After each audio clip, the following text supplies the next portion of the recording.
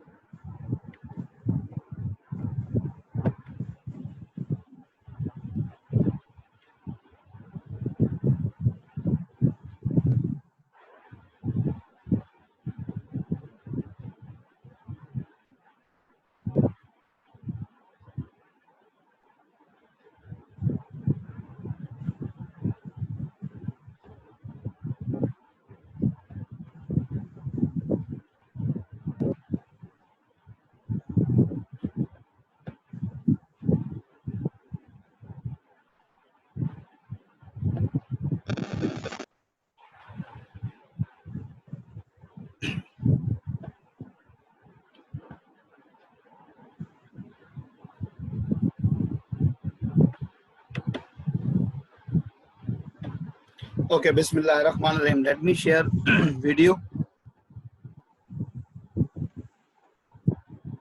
Okay.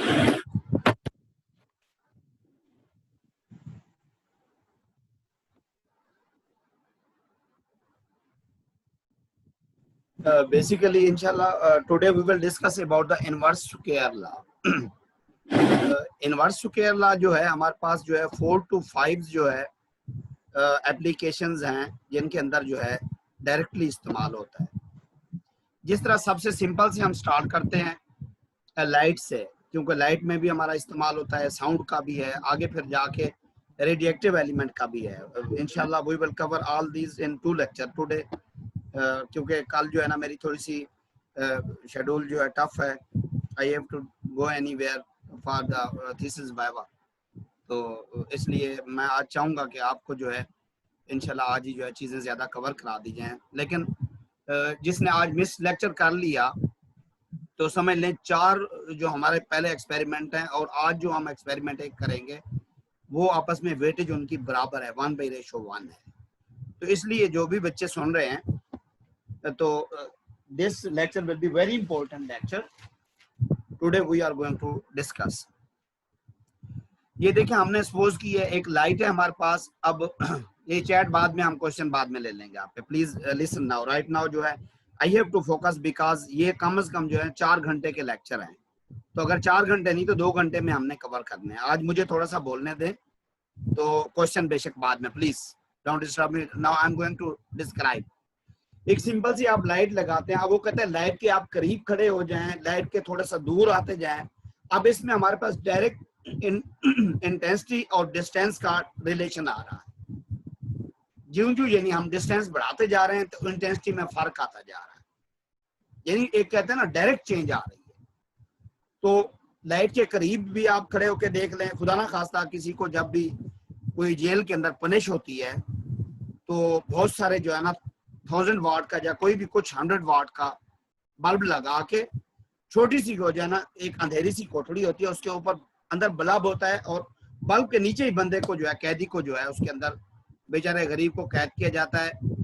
जो खास तौर पे खुदा ना खास्ता मर्डर केस में आते हैं तो उनको बैठने की भी सही जगह नहीं होती, ना सो सकता है, और वो फिर जो है ना इतनी आई डोंट थिंक सो के any human can also bear it, उनको भी।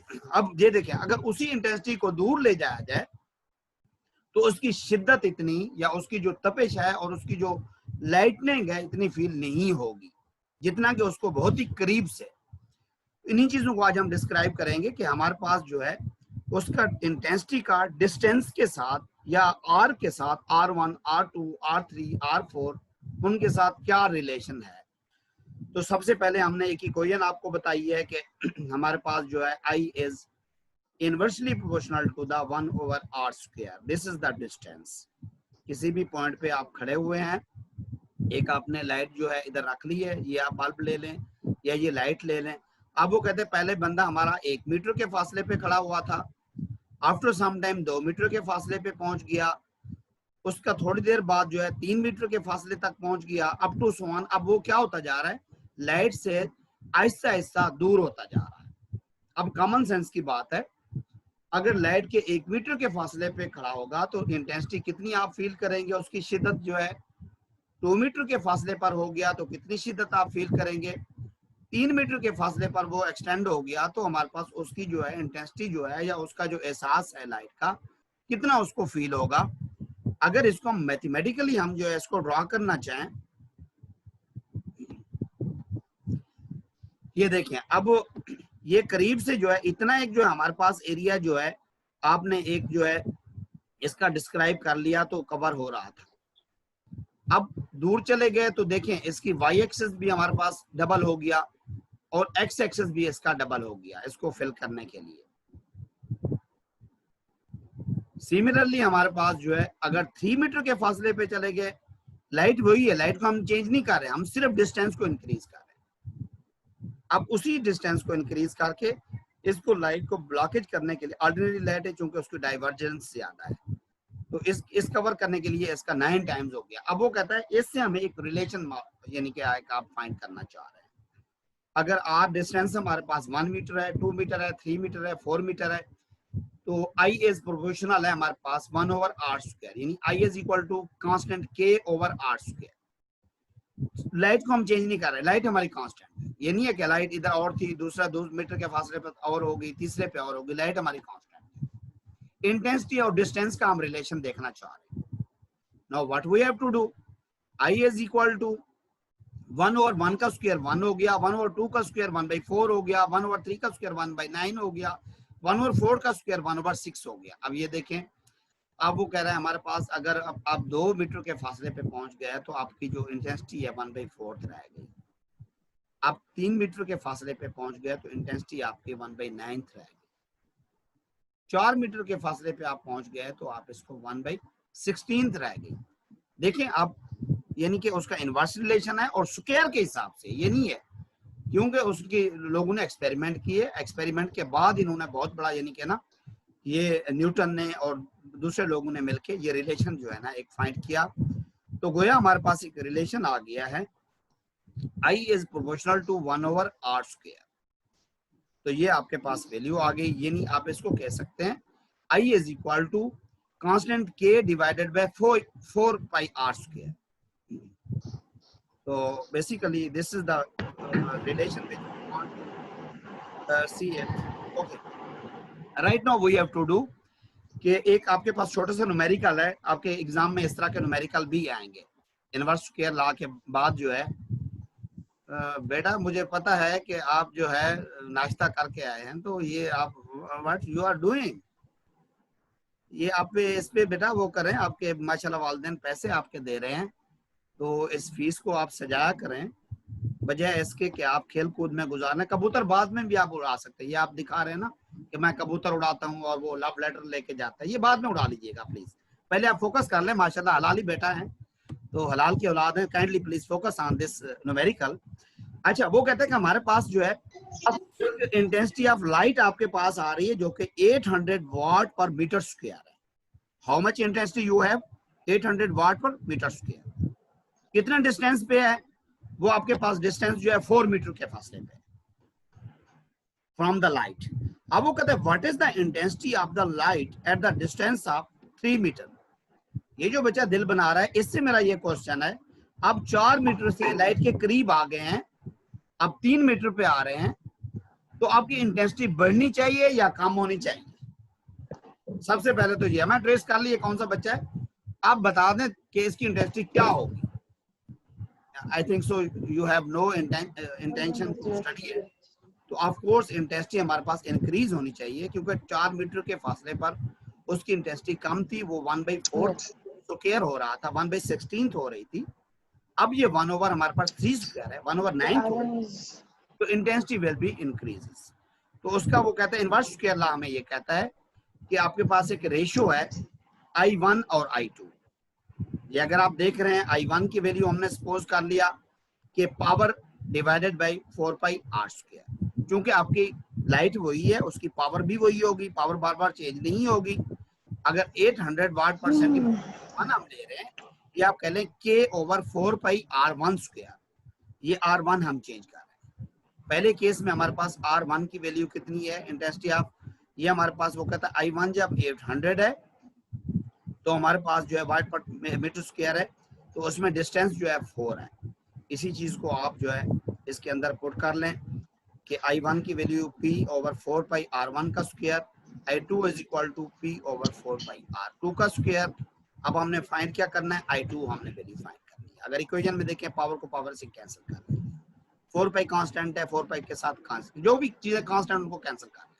अब ये डिवाइडेड बाय डिवाइडेड है, इसका ऊपर चला जाएगा, ये R1 नीचे वैल्यू आ जाएगी, ये आ जाएगा I1 over I2 is equal to R2 का स्क्वायर यानी अप, एंड ये this will be the down, R1 का square. You have to find the I2। अब इसमें I2 की फाइंड करनी है, I1 भी आपको गिवन है और आपको R1 भी, R1 डिस्टेंस R1 भी गिवन है और R2 भी गिवन है, ये आपके पास है। और the values we can get the value, of course it must be the less distance and intensity will be the more। ये हमारे पास पहले 800 आ रही थी 4 मीटर के फासले पर, अब 3 मीटर के फासले पर इसकी वैल्यू इंटेंसिटी की आ गई 14 20 20 वाट पर मीटर। अब इसका मतलब है अगर एक कोई आपके पास, एक तो आपके रिलेशन एक आ गया इनवर्स स्क्वायर लॉ का, इंटेंसिटी का हमने पढ़ा, अभी रेडिएटिविटी का नहीं पढ़ा, रेडिएटिविटी का इसके बाद हम स्टडी करेंगे। तो एक तो आपके पास रिलेशन आ गया और एक आपके पास न्यूमेरिकल वैल्यू आ गया। दो तीन फार्मूले इसके अंदर इन्वॉल्व हो रहे हैं। एक तो आपके पास इंटेंसिटी का फार्मूला क्या हमने लिखा है, power divided by 4 pi R square, जो सिंपल जनरल इंटेंसिटी है, power divided by 4 pi R square. Power is a constant value, क्योंकि हर वक्त जो है पावर हम लाइट की चेंज नहीं करते रहेंगे। तो हाँ, डिस्टेंस आप वो कहते हैं आप डिक्रीज या इंक्रीज करने से इनवर्स रिलेशन जो है ना, स्क्वायर इनवर्स रिलेशन, इसलिए इसी मुनासबत से इसको हम कहते हैं स्क्वायर इनवर्स लॉ या इनवर्स स्क्वायर लॉ। तो हमारा टॉपिक आज का क्या था, ये जस्ट आपने इंटेंसिटी के बारे में। Inverse square law, inverse square law का मतलब भी यही था कि जब आप डिस्टेंस इंक्रीज करते जाते हैं तो इंटेंसिटी का रिलेशन एक तो इनवर्स तो है ही, लेकिन उस डिस्टेंस के स्क्वायर के inversely proportional. This is the basically हमारे पास जो है ये न्यूमेरिकल भी हमने पढ़ लिया है।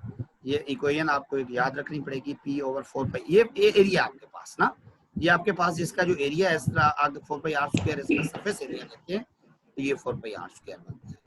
तो I1 और I2 का रिलेशन आपने भी पढ़ लिया, तो that was the basically for intensity. अब हम स्टडी करेंगे फॉर रेडिएटिविटी। अब रेडिएटिविटी में 3-4 जो है ना उसके अंदर चीजें जो है इन्वॉल्व हैं। क्यों? क्योंकि टाइम के हिसाब से रेडिएशन तो हमारी सेम रहती है, लेकिन उसके बाद जो है हमारे पास इसकी, thank you very much, you are endorsing my point, thank you very much. तो इनवर्स स्क्वायर लॉ से हम रेडिएटिविटी में देखें, जो टाइम गुजरता जाएगा उसमें से रेडिएशन जो है एमिट होती जाएंगी। रेडिएशन एमिट होने के साथ साथ जो है हमारे पास उसका हाफ लाइफ, मीन लाइफ, उसका full decay, half decay, original value, remaining value. अब ये देखें, मैं सपोज करूंगा एक आपके पास कैविटी है या एक आपके पास न्यूक्लियस है, एक एलिमेंट है।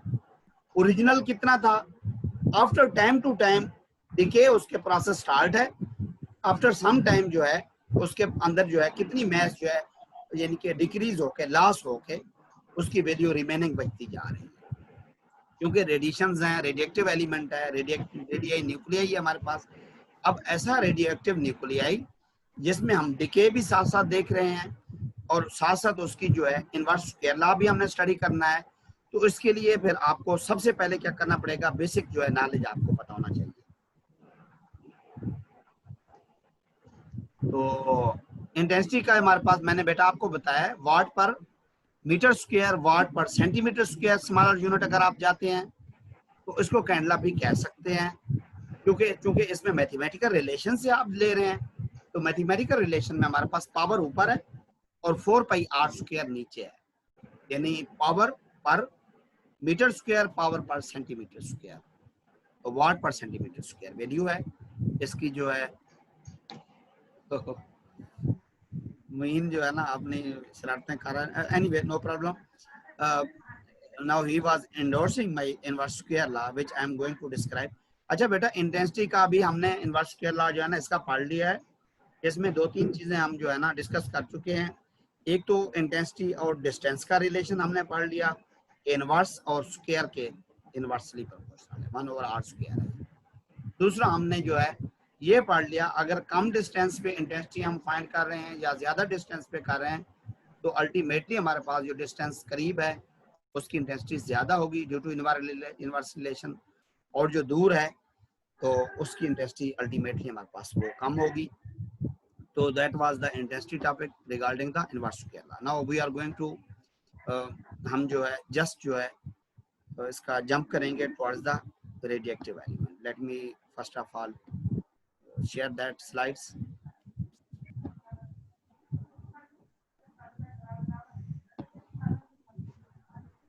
Okay, this one I want to show you.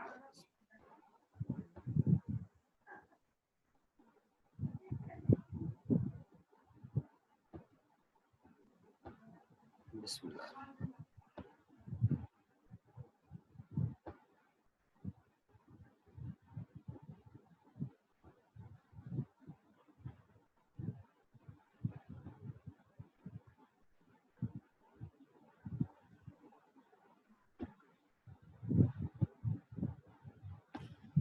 Okay जी।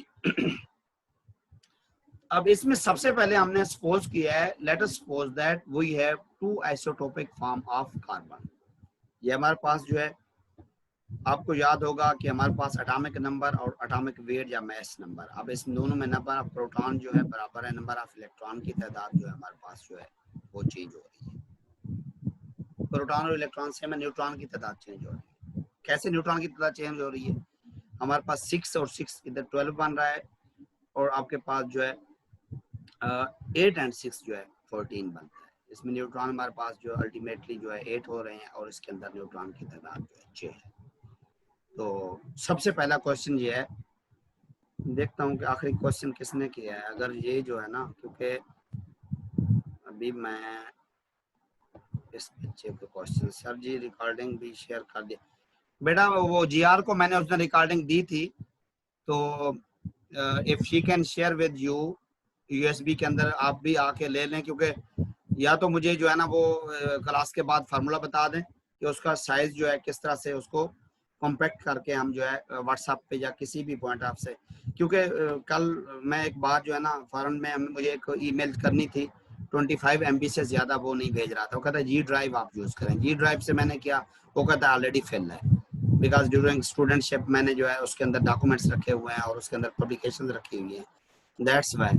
बिस्मा आप मुझे अगर सुन सकती हैं तो मेरा आपसे क्वेश्चन ये है कि इसमें हमारे पास जो है एक आपके पास कार्बन सी जो है 612 है और एक 614 है, कौन सा ज्यादा रेडिएक्टिव होगा, यानी जिसको हम कहते हैं अनस्टेबल, फर्स्ट आइसोटोपिक फॉर्म और सेकंड आइसोटोपिक फॉर्म।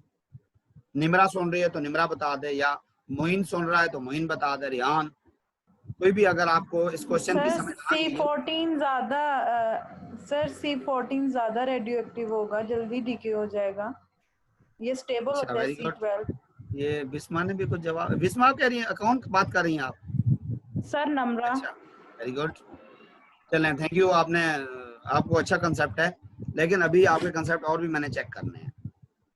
अच्छा, अब वो कहता है इसमें डिके प्रोसेस जो होता है, अगेन मैं थोड़ा सा आपको बताना चाह रहा था, जो भी मैस होगा, जो जो न्यूक्लियाई होगी हमारे पास, इंसान का उसके ऊपर कोई जोर जबरदस्ती नहीं है, ये टोटली प्रोबेबिलिटी बेस होता है।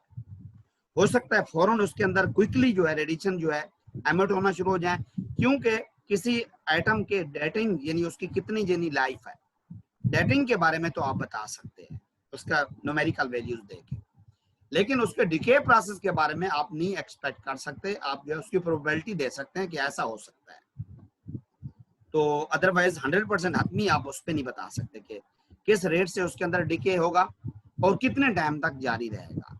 ओके, अब वो कहते हैं ये हमारे पास जो है ये न्यूक्लियस हैं C612 के और C614 के, दो सपोज करें न्यूक्लियस हैं। बच्ची ने कहा है ये ज्यादा हमारे पास जो है अनस्टेबल है, इसमें से ज्यादा रेडिएशन जो है ज्यादा यानी कि इफेक्टिव या उसकी एक्टिविटी ज्यादा होने के चांसेस हैं और क्विकली उसके अंदर से डीके प्रोसेस हो सकता है।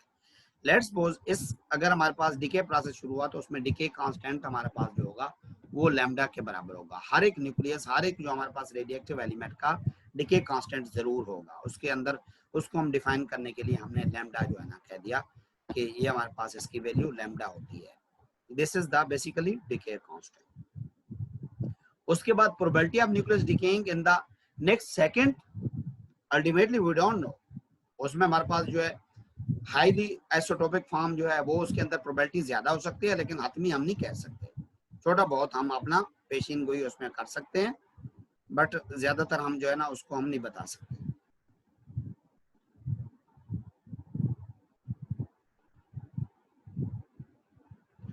हॉकिंग न्यूक्लियस ये हमारे पास न्यूटन इनवर्स स्क्वायर लॉ के इन सब के जो है इनके बयानात जो हैं आपस में एक दूसरे को, इसमें केपलर्स लॉ जो केपलर था उसने बताया था, बेसिकली वो भी इसी रेडियस को और इसी चीजों को डिस्कस करता था, लेकिन सही तरह से डिस्क्राइब नहीं कर पाया था। केपलर्स 3 लॉज हैं, वो भी इनवर्स स्क्वायर लॉ को डिस्कस करते हैं। ये सारों की बेसिकली कंट्रीब्यूशन जो होती है ये एक दूसरे के साथ एक दूसरे को एंडोर्स कर रही होती है, एनहांस कर रही होती है। अकेला सिंगल जो है फिजिक्स जो है वो कुछ भी नहीं है। इवन न्यूक्लियर पार्टिकल फिजिक्स जो भी है, या आप एस्ट्रोनॉमिकल में देख लें, this is a team work and also group work.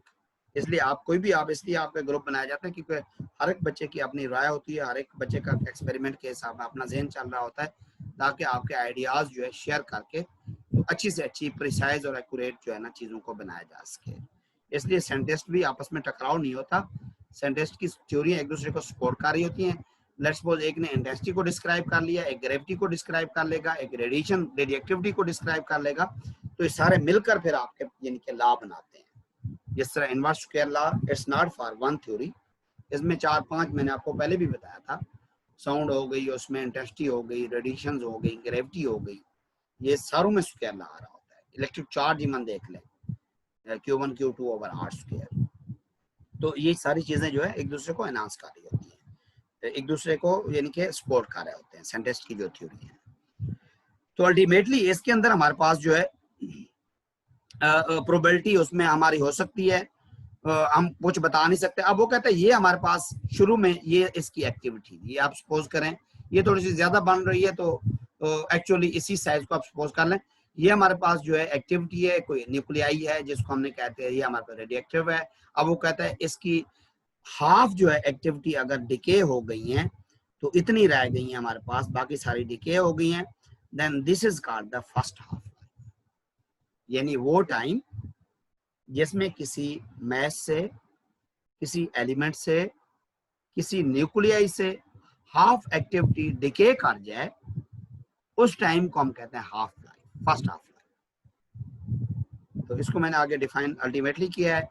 अब वो कहता है इसकी एक्टिविटी पर सेकंड, या इसको बेकरल में हम जो है ना इसकी यूनिट बेकरल में भी लेते हैं, एक्टिविटी पर सेकंड भी कहते हैं, कंसंट्रेशन पर सेकंड भी कहते हैं, क्योंकि इसकी कंसंट्रेशन ज्यादा थी, अब ये हाफ रह गई है। वो टाइम जिसमें हाफ ऑफ द हमारे पास पेरेंटल न्यूक्लियाई जो है डिके कर गया, उसको हम हाफ लाइफ कहते हैं। ठीक है, तो हाफ डिकेड हो गया, तो this is the first half life. बेटा क्वेश्चन बाद में मैं आपके ले लूंगा, ठीक है। तो क्वेश्चन आप थोड़े से संभाल के रखें. We will discuss at the end of that because we have too many things we have to describe today और discuss करनी है. अब वही मैंने आपको बताया कि time in which half of the nucleus decayed is called the half life. Time taken for the activity of an isotope to half. अब दो तरीके से आप कर सकते हैं. वो टाइम जिसमें हाफ जो है ना इसकी एलिमेंट की एक्टिविटी डिके हो गई, वो टाइम जिसमें हमारे पास जो है हाफ जो है ना मैस रह गया या न्यूक्लियस रह गया, तो वो आइसोटोपिक फॉर्म या वो एलिमेंट वो न्यूक्लियाई, उसको हम कहते हैं हाफ डिकेड न्यूक्लियाई और उस टाइम को हम कहते हैं हाफ लाइफ. तो लेट्स सपोज वो कहता है कि हमारे पास जो है एक जो है छोटा सा न्यूमेरिकल, उसने कहा है कि अगर एक वैल्यू है उसकी हमारे पास जो है वो कहता है कि यस ये 2000 उसकी जो है ना पहले बिकरल थी, अब इसकी जो है ना कितने बिकरल रह गई है, 250 बिकरल रह गई है. अब वो कहता है कि इसमें कितनी हाउ मैनी हाफ लाइफ्स के अंदर ये मटेरियल इतने से ये आपके पास 2000 से 250 रह गया, कितनी हाफ लाइफ्स के बाद, first half life, second half life, thank. अब वो कहते हैं इसको हम फाइंड करने के लिए पहले उसकी कंसंट्रेशन या एक्टिविटी कितनी थी, 2000 थी. अब फर्स्ट हाफ में कितना हो गया आपका, 2000 से वो 1000 रह गया. This is first half.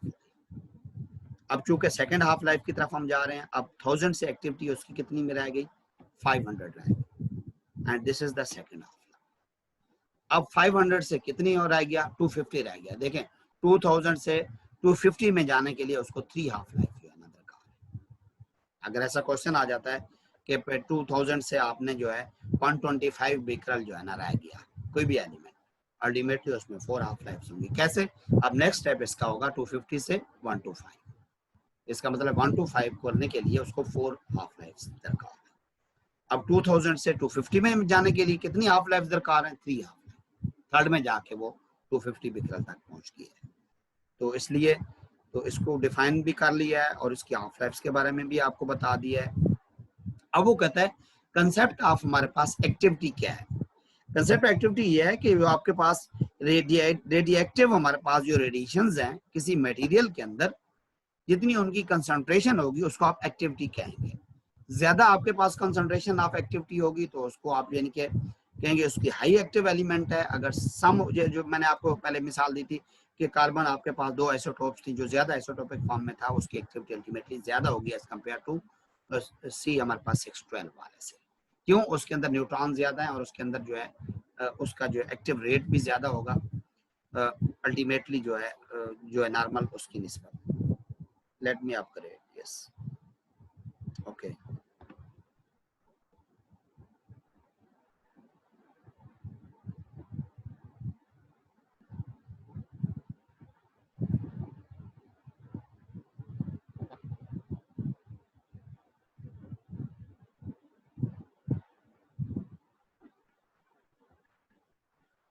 That time was going out and I upgrade the time again.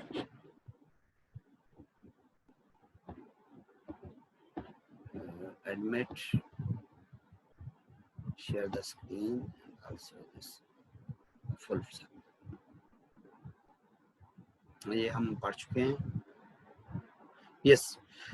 अब इसके अंदर वो कहता है कुछ कॉमन टर्मिनोलॉजीज हमारे इस्तेमाल हो रही हैं. जिस तरह एक्टिविटी है उसमें आप कह सकते हैं हमारे पास जो है कंसंट्रेशन पर सेकंड, लैम्डा है, डिके कांस्टेंट है. वैसे इसकी पर मीटर होती है लैम्डा की, लेकिन इसके अंदर डिके कांस्टेंट है. तो इसमें हमारे पास जो है एन है. अब इसमें एन और एन नॉट क्या है, एन नॉट आपका जब शुरू में आपके पास न्यूक्लियाई होती है, अभी डिके प्रोसेस स्टार्ट नहीं हुआ होता, the original nuclei, parental nuclei, वो एक्टिविटी जो कि अनडिकेड है, दैट इज एन नॉट. यानी वन टाइम 0 होगा, टी इज इक्वल टू 0, तो हमारे पास उसकी जो एक्टिविटी होगी उसको हम कहेंगे एन नॉट, यानी अनडिकेड न्यूक्लियाई. अब डिके करने के बाद टाइम हमारे पास कुछ सेकंड गुजर गया है, 3 हाफ लाइफ गुजर गई हैं. अब जो रिमेनिंग आपके पास, यानी कि अगर 2000 से 250 हो गया तो 2000 को आप कहते हैं एन नॉट था, अब 250 बिकरल रह गया, दैट इज एन. यानी द रिमेनिंग हमारे पास न्यूक्लियाई, द डॉटर न्यूक्लियाई जो बच जाएगी. द डिकेड के बाद हमारे पास जो है यानी कि द अनडिकेड वन जो रिमेनिंग होगी, अब मैं आपको इस तरह से मिसाल दे दूं, ये आपकी जो है एन नॉट है, अब जो अनडिकेड ये वैल्यू बच गई है, this is the N, this is the M not original and this is the M the remaining one mass. कोई चीज खुरना शुरू होगी है, खुरने के बाद टाइम के बाद जो आपके पास रिमेनिंग होगी दैट इज एम। इस तरह ये एटॉमिक मास अगर इसका ए था, सॉरी ए नॉट था, no this is the A. I think so आपको पता लग जाना चाहिए इसका। अगर हम इसका देखते हैं, हमेशा जो रेडिएशंस होती हैं उनका डिके होता है, that is called exponential decay. यानी ऐसे आपकी जो है ना कर्व ऐसे आती है, ये नहीं है सीधी डायरेक्ट स्ट्रेट लाइन होगी, ऐसे नहीं होता। यानी कि शुरू में जब आपके पास 0 टाइम था तो ये मैक्सिमम थी, इसकी एक्टिविटी 8 थी। 8 बिक्रल कह दें, 1 कंसंट्रेशन पर सेकंड कह लें, 1 एक्टिविटी पर सेकंड कह दें, डिसइंटीग्रेशन पर सेकंड कह दें, तो उसकी एक्टिविटी हमारी 8 है जब 0 टाइम गुजरा था। अब वो कहता है हमारे पास जो है 1 सेकंड गुजरा है, 2 गुजरा है, 3 गुजरा है, 4 गुजरा है, इस तरह स्लो इसके अंदर डिके आना शुरू हो गया। ये 0 नहीं हो रहा, देखें ये अब वो जो है ना 1 पे जो है ना अब ऐसा जो है ना टाइम लगेगा, बहुत ही टाइम लग रहा है इस पे। This decay is called the exponential decay. हमेशा रेडिएटिव जो है एलिमेंट के अंदर जो डिके प्रोसेस जो है साइंटिस्ट ने जो कैलकुलेट किया है, that is called the exponential decay. इस तरह से होता है। अब वो कहता है, हम लेट्स सपोज कर रहे हैं कि हमारे पास जो है 4 एक्टिविटी कितनी हाफ लाइफ के बाद या कितने टाइम के बाद आपके पास 4 एक्टिविटी आ रही है, वो तकरीबन इसके ऊपर परपेंडिकुलर ड्रा करें। एक हमारे पास जो है सेकंड के फौरन बाद जो है ना इसकी 4 एक्टिविटी बच जाती है। इस तरह अगर आप देखें 5 सेकंड के बाद जो है आपकी 1 एक्टिविटी रह गई है। ये इसका अगर हम देखेंगे तो इस डिके को हम कहते हैं एक्सपोनेंशियल डिके। तो अब वो कहता है हमारे पास जो है अगर 2000 हमारे पास जो है इसकी जो बिक्रल में जो है 250, वो कहता है कितने हाफ लाइफ के बाद हम पढ़ चुके हैं, आपके पास 3 हाफ लाइफ के बाद जो है आपका जो है ये 250 बिक्रल रह जाता है। तो कहता है कि हमारे पास इसको 6 डेज लगते हैं। इसका मतलब है एक हाफ लाइफ जो है 2 डेज के बराबर है।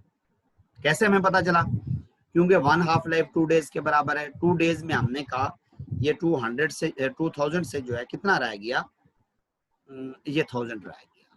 इसको इतने होने में 2 दिन लगे, यानी फर्स्ट हाफ लाइफ। उसके बाद 1000 से जब वो 250 तक कन्वर्ट हुआ, यानी उसका डिके प्रोसेस स्टार्ट हुआ, 1000 से उसके 500 तक गया, सेकेंड हाफ लाइफ ये 4 दिन में इतना रह गया। उसके बाद थर्ड हाफ लाइफ में अगर हम देखें 500 से 250 हुआ, that is third half life, ये 6 डेज के बाद। इसका मतलब है अगर हम इसमें 2 इंफॉर्मेशन हम जो है ना कलेक्ट कर रहे हैं, एक तो आपकी कितनी हाफ लाइफ के बाद ये एक्टिविटी बच गई है और कितने दिन के बाद ये एक्टिविटी बच गई है, यानी 6 डेज के बाद ये एक्टिविटी बच गई है, 3 हाफ लाइफ के बाद ये एक्टिविटी बच गई है, और 1 हाफ लाइफ 2 डेज के बराबर है। तो ये चीज भी आपने ये फाइंड कर ली है। तो वो कहता है कि हम एक्टिविटी का, और अगर आप इसका अनडिकेड रिमेनिंग न्यूक्लियाई का अगर रिलेशन देखते हैं तो ए इज हमारे पास इसका डायरेक्टली प्रोपोर्शनल है माइनस एन। माइनस एन क्यों है? क्योंकि टाइम के साथ साथ उसकी साइज में, उसके मैस में, उसकी एक्टिविटी में कमी आ रही है। देखिए ना, एक राइज ग्राफ होता है। राइज ग्राफ क्या है? ए बढ़ा रहे हैं, एन भी बढ़ रहा है। ए हम डिक्रीज कर रहे हैं, एन भी डिक्रीज हो रहा है। अब इसमें कुछ सिनेरियो डिफरेंट है। टाइम के साथ साथ एक्टिविटी कम हो रही है। ये जो एन है, टाइम के साथ साथ एक्टिविटी कम हो रही है और टाइम के साथ साथ एन में भी डिक्रीज बना है। क्यों? जो अनडिकेड हमारे पास है उसके डिक्रीज, इसलिए ए इज हमारे पास डायरेक्टली प्रोपोर्शनल माइनस एन, यानी इन दूसरे का आपस में टाइम के साथ साथ उसके साइज में कमी आ रही है। इसलिए अगर अब बढ़ जाता साइज टाइम के साथ साथ, यूं टाइम बढ़ रहा है उसकी एक्टिविटी भी बढ़ रही है, तब हम इसको कहते हैं ए इज प्रोपोर्शनल टू एन। अब माइनस एन क्यों आया? टाइम के साथ साथ एन की वैल्यू कम हो रही है। तो ए इज हमारे पास proportional to minus N. A is equal to minus lambda n. What is lambda? This is the decay constant. Already मैंने आपको बताया। हर एक जो है मटेरियल का ये decay constant जो है आपको पता होना चाहिए, आपको गिवन होना चाहिए, या लिटरेचर में आपको जो है गिवन होता है। तो A is proportional to minus lambda n। अब हमने क्या किया है, हम इसको कह सकते हैं ये rate of basically elemental decay है, dn/dt। ये एक्टिविटी क्या है? dn/dt है बेसिकली। ये टाइम के साथ साथ एक्टिविटी में चेंजेस आ रहे हैं, यानी रेट ऑफ डिके प्रोसेस है। इसको हम कह सकते हैं A is equal to dn/dt। This is also rate of decay and this is also rate of decay. तो इक्वेशन को अगर आप रिप्लेस करना चाहें तो इसको हम इधर लिख सकते हैं dn/dt is equal to minus lambda n। ये हम हाफ लाइफ निकालना जा रहे हैं, ठीक है, मैथमेटिकल रिलेशन में। ये आपको बताना चाहिए, ये ना कहें कि आप सर ये क्यों चीजें बता रहे हैं, क्योंकि अगर ये नहीं आपको पता होगा, मीन लाइफ का पता नहीं होगा, हाफ लाइफ का पता, first half life, second half life, third half life, radioactivity जो है ना कांस्टेंट क्या है, तो रेट ऑफ डिके होता कैसे है, प्रोबेबिलिटी कैसे निकालते हैं, ये सारी चीजें इनको प्रूव करके ही इनवर्स स्क्वायर लॉ की तरफ जाएंगे। मैंने आपको देखें, अगर आपको याद हो, आप कहें सर लंबी जो है ना इसको गर्दान ले गए, ये देखें हमने टॉपिक ही यही लिखा है, radioactivity, half life and inverse square law. पहले हमने रेडिएक्टिविटी के बारे में बता दिया, ए को डिफाइन कर लिया, एन को डिफाइन कर लिया, और मैस को डिफाइन कर लिया, आइसोटोपिक फॉर्म को डिफाइन कर लिया, first half life, second half life, decayed radioactive material, undecayed radioactive material, ये सारी चीज। अच्छा बेटा एक चीज मैं आपको बता रहा था, ये जब टाइम खत्म होगा तो 4 से 5 मिनट लगेंगे इस वीडियो को जो है कन्वर्ट होने में। क्विकली हो जाती है लेकिन 4 से 5 मिनट इसको लग जाएंगे। तो अगेन मैं जो है दोबारा मीटिंग कॉल करके तो आपको पासवर्ड 3-4 मिनट के अंदर शेयर करूंगा। अब ये ना कहिएगा कि सर चाय पीने चले, ये इसकी वीडियो को कन्वर्ट होने में 4 से 5 मिनट लगेंगे। Sorry, at that time you have to wait. अभी 1-1.5 मिनट रहता है, आपके आखिर में क्वेश्चन भी लूंगा, जहाँ पे ये फिनिश होगा 4 मिनट बाद, 4-5 मिनट बाद वो जनरेट हो जाएगी वीडियो। उसके बाद मैं साथ ही आपको मीटिंग कॉल कर लूंगा। ओके, जस्ट आप जो है पानी पी के आप फिर आ जाएं, ठीक है। तो ये अभी इसको कंक्लूड कर लूं कि एक्टिविटी क्या है, डिके कांस्टेंट क्या है, यही चीजें हमने जाना कहाँ है, इनवर्स स्क्वायर लॉ तक जाना, ये ज़हन में रखें। ये भी हम बैकग्राउंड जो है ये चीजें हाफ लाइफ, मीन लाइफ, ये सारी चीजें पढ़ रहे हैं, और उनका डिके होता कैसे, एक्सपोनेंशियल डिके, और उसकी एक्टिविटी रिमेन्ड और undecayed. Yes lambda, you are right. Remained इसमें जो है अनडिकेड जो आपके पास न्यूक्लियाई है या एलिमेंट है, तो फर्स्ट हाफ लाइफ के बाद कैसे रह जाता है, इस तरह की वैल्यू हमने, ये जस्ट आपको कंसेप्ट बैठ जाए। तो इसमें मैंने आपको बताया कि 2 डेज फर्स्ट हाफ लाइफ में लग रहे हैं, तो 3 हाफ लाइफ के बाद जो है 6 डेज बन जाएंगे, तो वो 250 रह जाएगी। इस तरह 4 भी 5 भी निकाल सकते हैं, कोई भी वैल्यू आप भी निकाल सकते हैं। तो ये अब हमने क्या करना है,